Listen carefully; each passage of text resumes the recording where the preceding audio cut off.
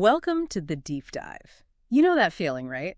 Constantly busy, yet at the end of the day, you wonder where all your time actually went, or why you couldn't just focus on that one important thing. If that sounds familiar, then this deep dive is absolutely for you. We're about to explore how to master your attention in a world that feels, well, custom-built to pull it in a million different directions. Yeah, absolutely. And today, our compass for this journey is Chris Bailey's incredibly insightful book, Hyperfocus, How to Work Less to Achieve More. Right. And this isn't just another productivity book, Right. It's packed with actionable, data-driven strategies, not only for sharpening your focus to a laser point, but also, interestingly, for strategically blurring it for creativity. Blurring it, okay. Yeah. So our mission today is really to distill the most vital nuggets of knowledge from Bailey's work, give you a shortcut to understanding this crucial topic without you feeling swamped by information. We want to help you regain control of your ability to concentrate and ultimately achieve more by working less. Fantastic. So let's dive into the core problem Bailey tackles right out of the gate. Just how pervasive attention is. He starts his book with this vivid scene in a diner, just watching people. And it's so easy to see what has their focus, isn't it? Maybe it's two people glued to their smartphones, oblivious to each other, or, a couple completely engrossed in their conversation. Right. You see it everywhere. Bailey's revelation, and it really struck me, is that attention is all around us. It's truly the fundamental backdrop against which we live our lives, whether we actively acknowledge it or not. Yeah, it's striking when you realize that this omnipresent attention is actually facing, well, a modern crisis of distraction. Bailey himself, who started as a productivity expert, he found his own focus eroding the more devices he accumulated. Even the expert. Exactly. He felt busier than ever, yet paradoxically accomplishing very little.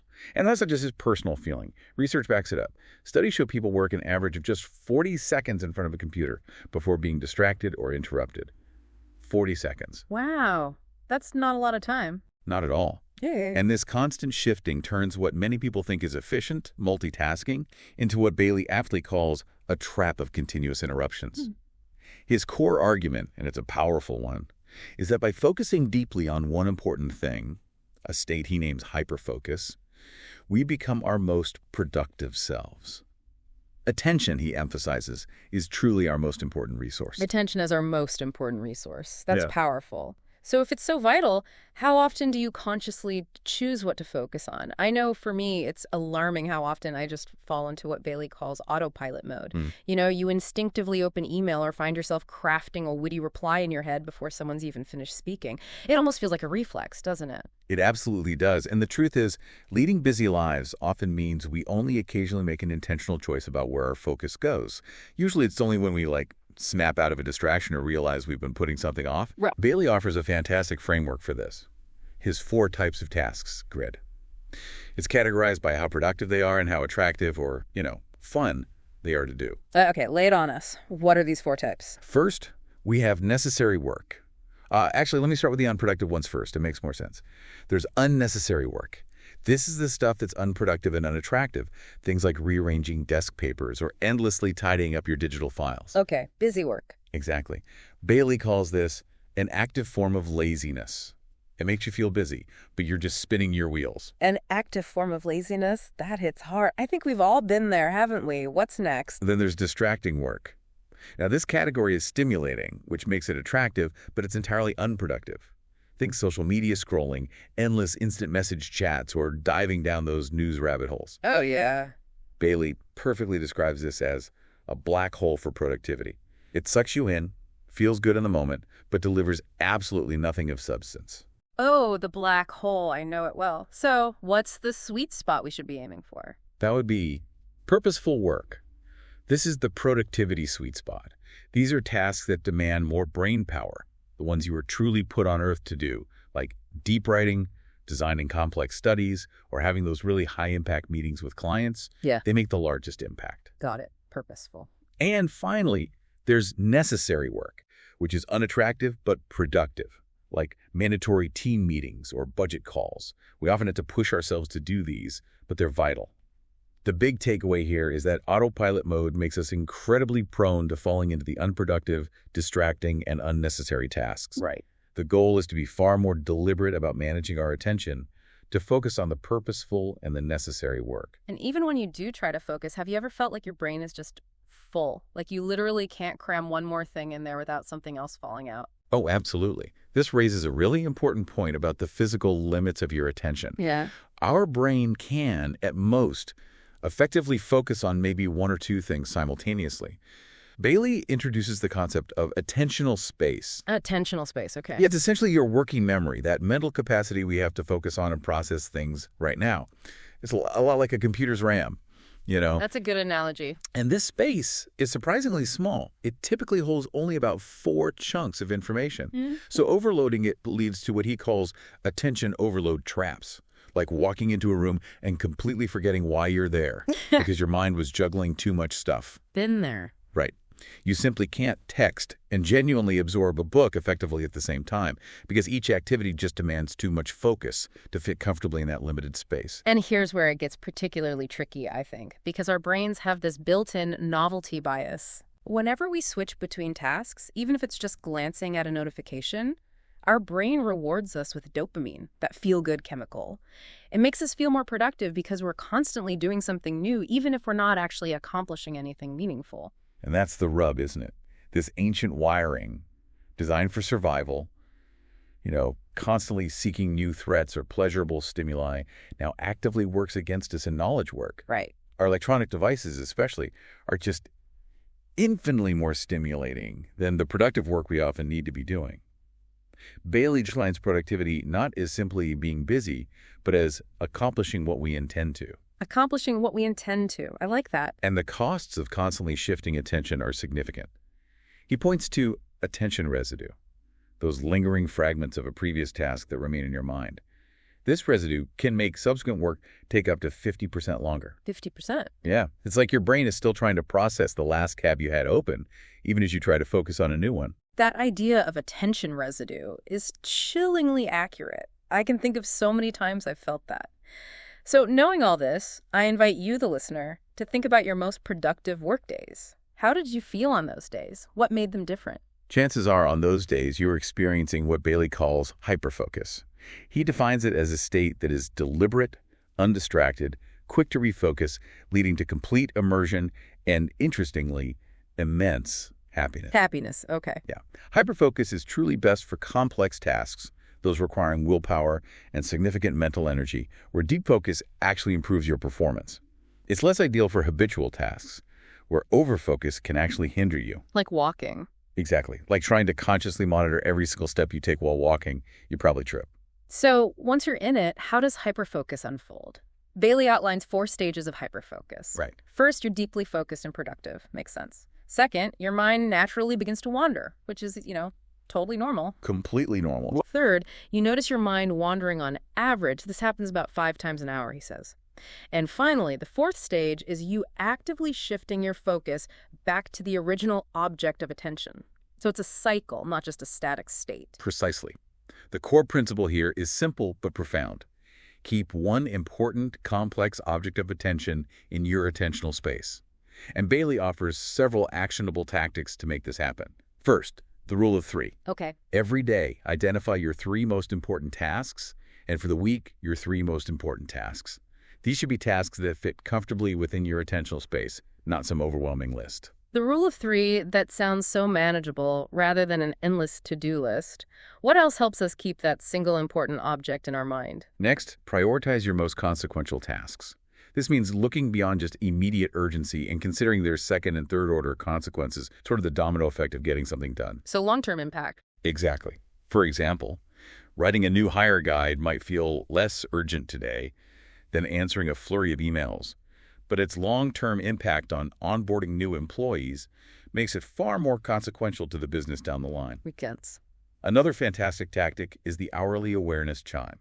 This is just a simple reminder, maybe on your phone, to regularly check what's actually occupying my attentional space right now. Like a little mindfulness bell for work? Kind of. This simple act of noticing helps you catch wandering thoughts or distractions, and over time, significantly increases your intentional work time. I love that hourly chime idea. It's like a gentle reality check. And what about really nailing down how you'll do something, getting specific? That's where specific intentions come in.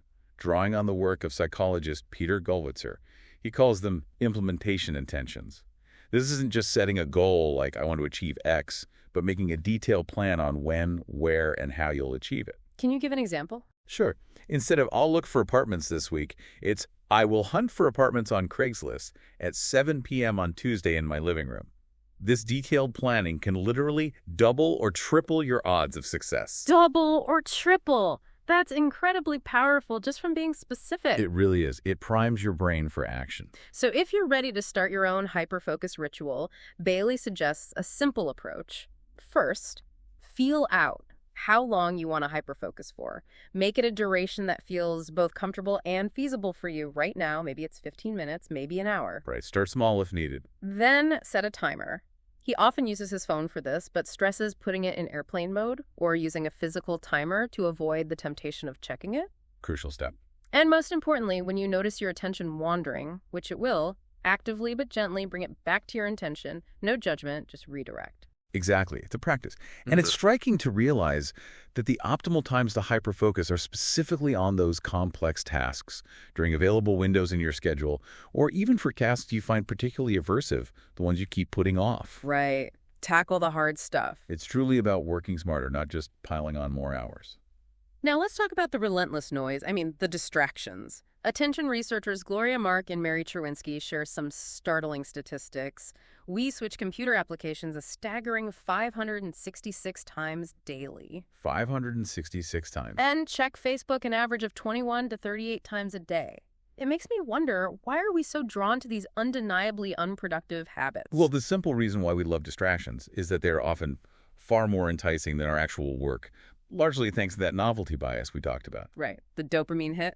Exactly. Even simple acts like a quick bathroom break have become opportunities for phone distractions now.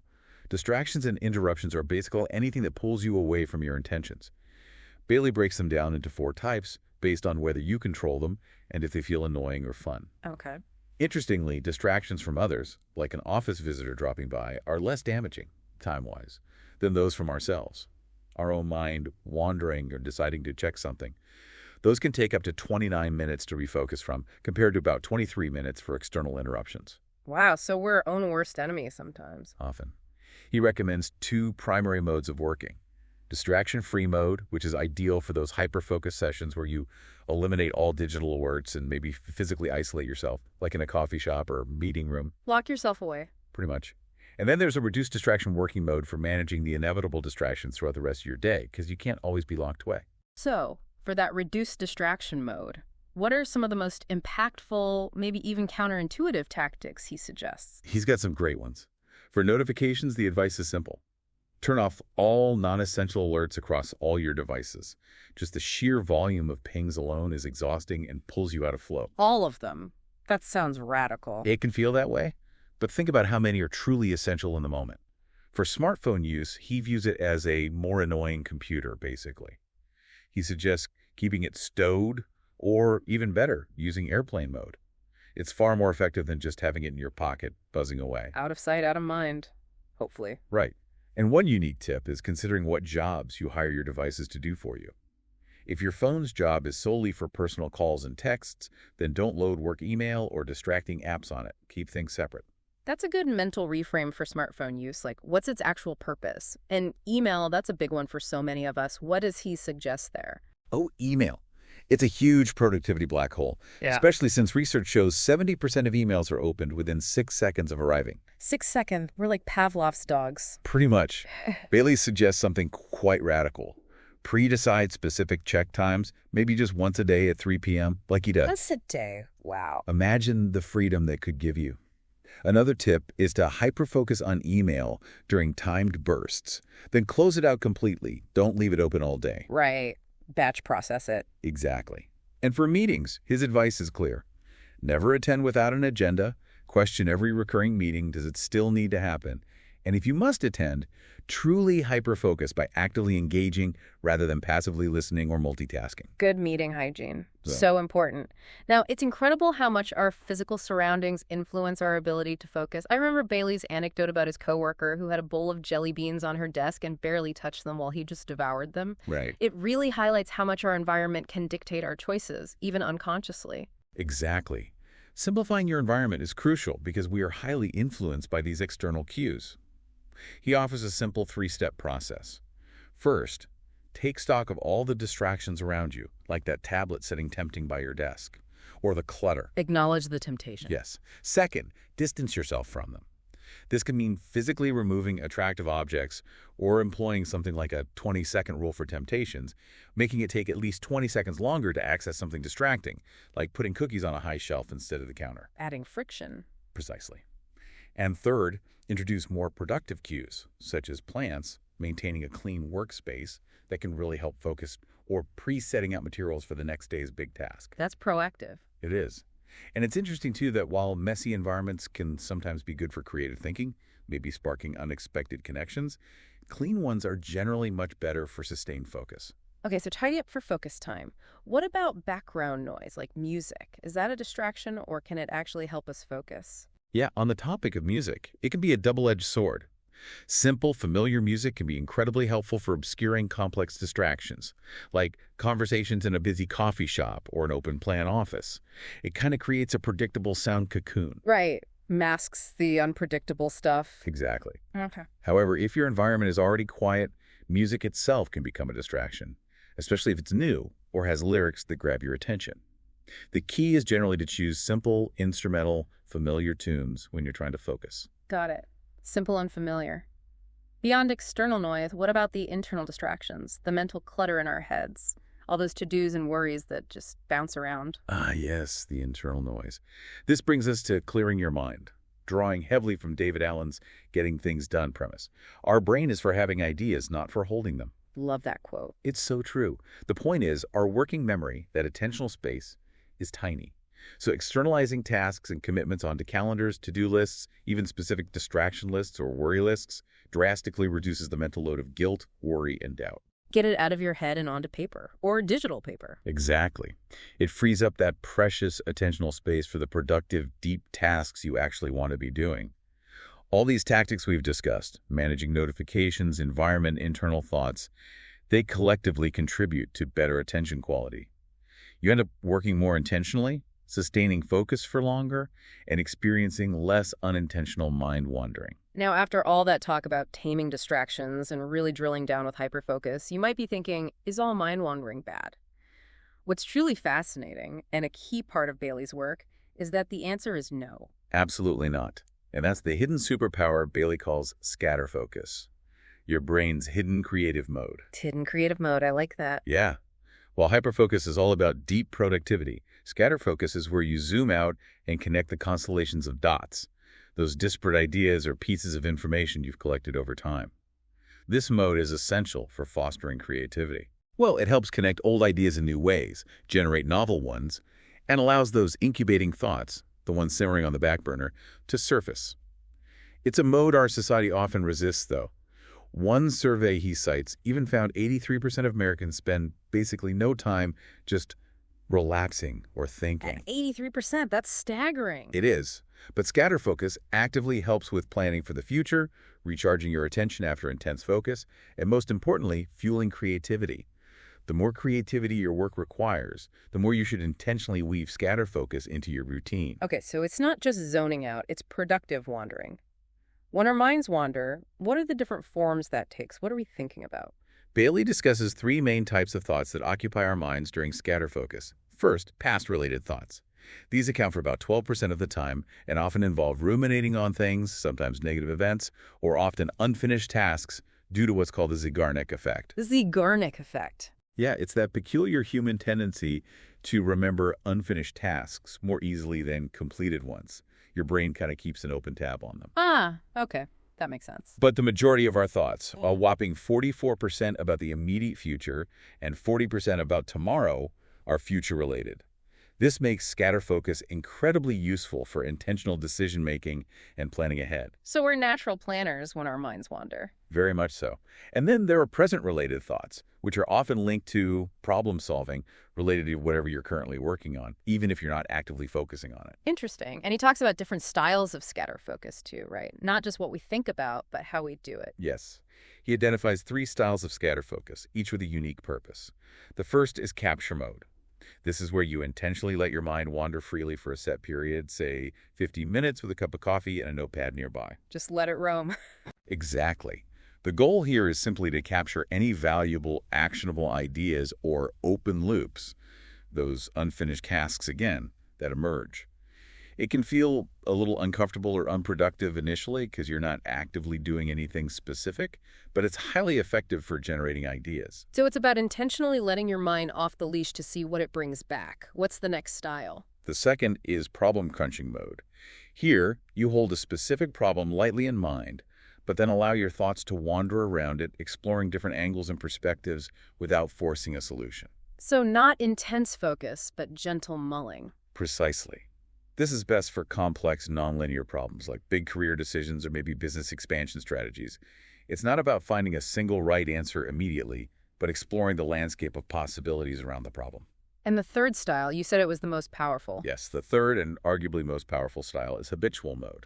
This involves engaging in a simple, pleasurable, low-effort activity, something you can do almost on autopilot. Like what? Like going for a walk, taking a shower, doing light household chores like folding laundry, or even playing a simple familiar video game. While doing that simple task, you allow your mind to wander freely. The classic shower thoughts. Exactly. This mode is exceptional for generating creative insights, recharging your mental batteries, and boosting your mood. It's when your brain can just sort of play in the background while the conscious part is occupied with something simple. That's such a great distinction between the styles. So how do these two modes, hyperfocus and scatterfocus, work together? You mentioned synergy. Do they enhance each other? They absolutely do. Practicing hyperfocus actually helps you scatter focus more effectively in a couple of ways. First, it expands your attentional space over time, which makes those scatter focus episodes potentially more fruitful. You can hold more complex ideas or plans in mind. Okay, so focusing better helps you wander better. Kind of, yes. And second, hyperfocus improves your meta-awareness, your ability to notice when your mind has wandered. This doesn't just help you refocus during hyperfocus, but during scatterfocus, it allows you to consciously guide your thoughts more productively if you want, rather than just getting lost down unproductive rabbit holes. That meta-awareness piece is key. All this talk about mind wandering makes me wonder about boredom. When was the last time you were truly, genuinely bored? I bet for many of us listening, it's been a while, hasn't it? We fill every gap. It's true. We're almost afraid of it. Bailey encourages rethinking boredom, which he defines essentially as unwanted scatterfocus. Unwanted scatterfocus. Our brains are wired to seek constant stimulation, which makes boredom feel incredibly uncomfortable, even aversive. However, his experiments with forced boredom, like literally watching paint dry or reading the entire iTunes terms and conditions. Oh, wow. That sounds painful. It does. But it showed that this unwanted scatterfocus naturally turns our attention inward, creating the mental space for ideas to emerge simply because there's nothing else competing for attention. He concludes that boredom can actually be productive in small doses, acting as a sort of springboard for genuine thought and creativity. So maybe we shouldn't be so quick to fill every single idle moment with our phones. Let boredom happen sometime. Exactly. It might be where your next great idea is hiding. It's clear that managing your attention isn't just about cranking out work faster, but also about resting and recharging your mental batteries. That seems like a huge part of the equation Bailey emphasizes. It is absolutely paramount. Recharging your attention is non-negotiable, as your energy levels directly influence your ability to focus. Getting enough sleep, for instance, he cites research showing it can increase your attentional space by a whopping 58%. 58% just from good sleep. That's a significant boost to productivity right there. You'll recognize signs of low energy easily.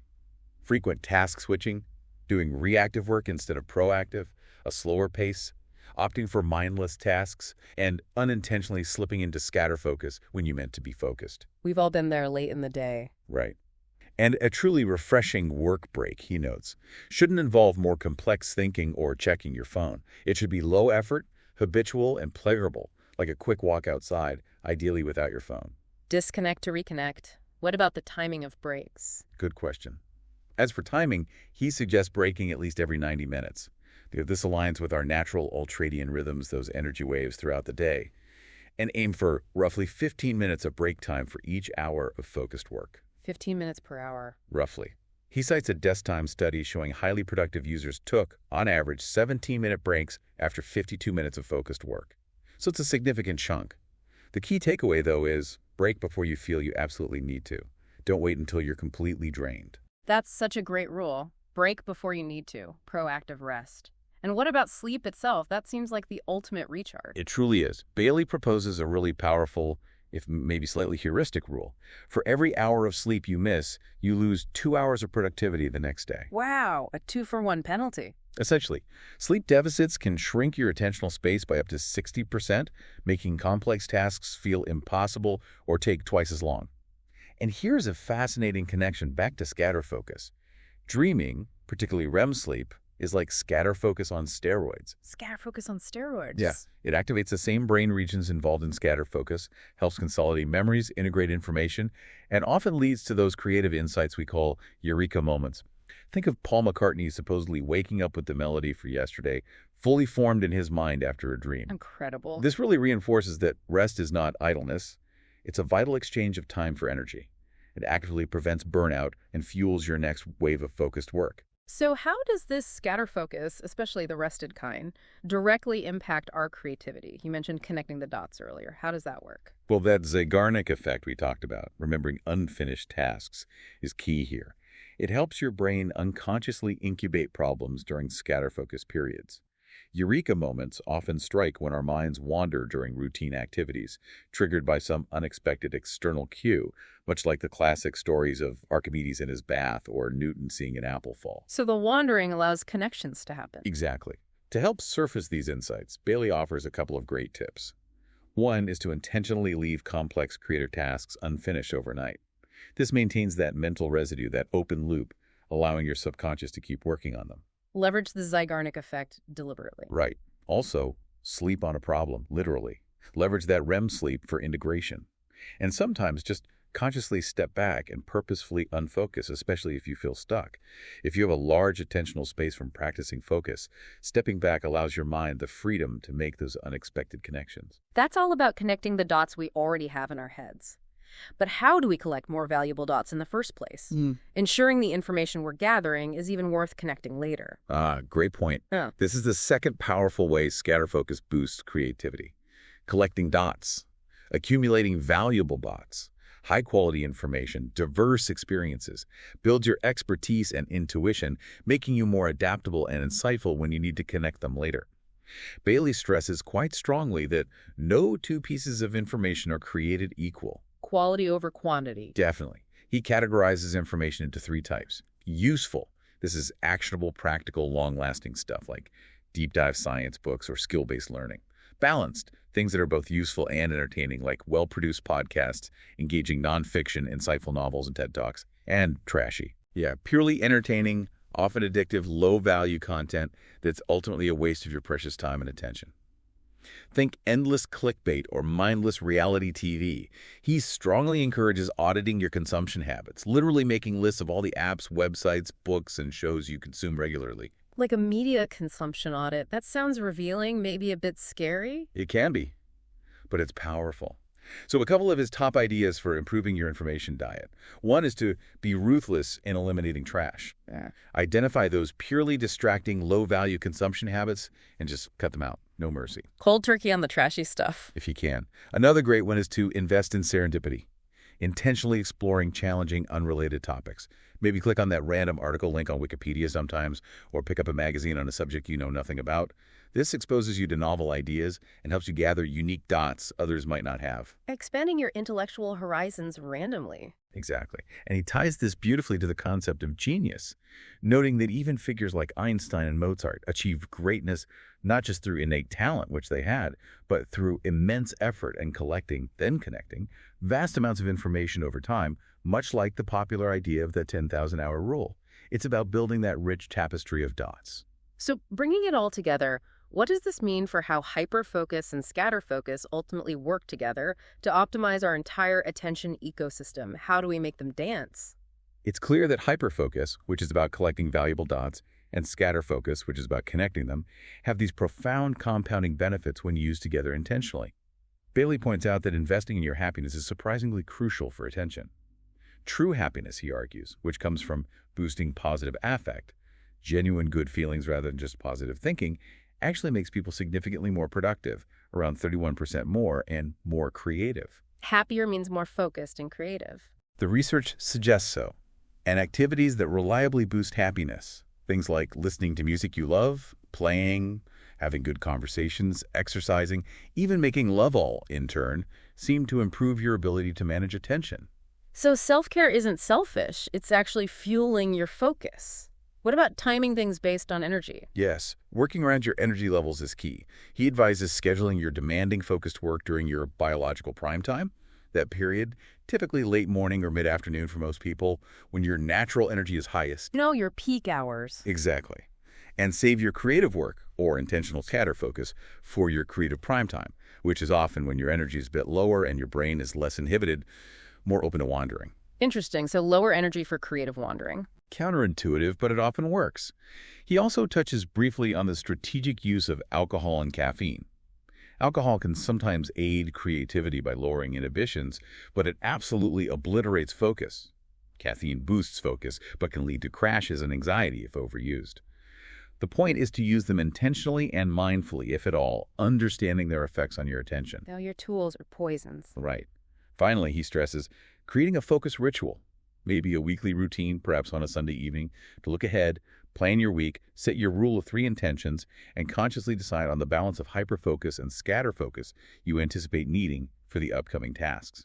Ultimately, awareness, the simple act of noticing how your attention works, where it goes, what affects it, is the absolute foundation for directing it toward more important and meaningful things in your life. What an incredible deep dive. We've truly unpacked the critical importance of attention, the profound power of hyperfocus for truly deep work, the absolute necessity of taming the distractions that constantly try to derail us, and the surprising creative benefits of letting our minds wander through scatter focus. It really feels like understanding and actively managing your attention well truly enables you to work and live with greater productivity, sure, but also more creativity and maybe a much deeper sense of purpose. I think that's exactly right. And if you reflect on Bailey's powerful core thought, you are what you pay attention to, then actively managing your attention isn't just some productivity hack, is it? It's really a fundamental choice about the very quality and meaning of your life.